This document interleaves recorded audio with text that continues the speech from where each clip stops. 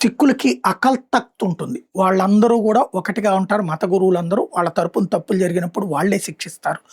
చట్టపరమైనటువంటి శిక్షలు అవసరం లేదంటారు. మతపరమైన శిక్షలే విధిస్తారు. గతంలో అనేక మందికి అట్టి శిక్షలు గూడా జరిగినాయి. కాళ్ళు పట్టుకోమనినో, శుభ్రం చేయమనినో ఇట్లాంటివి.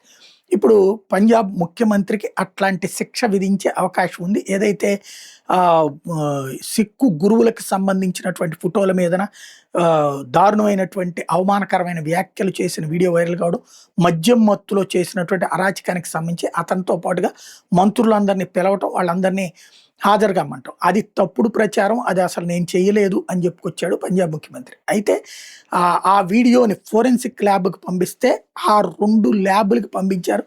ఆ 2 ల్యాబులలో కూడా లంచం ఇచ్చి ఫేక్ సర్టిఫికేట్ తీసుకున్నారన్నటువంటిది ఇప్పుడు ఇండియా టుడే హైలైట్ చేసుకొచ్చి 2 ఫోరెన్సిక్ ల్యాబ్స్ ఏదైతే భగవంత్ మాన్ వీడియో ఫేక్ అని ఇచ్చారో వాళ్ళకి సంబంధించిన లైసెన్సులు కూడా ఇప్పుడు రద్దన్నది కీలకమైనటువంటి పరిణామం.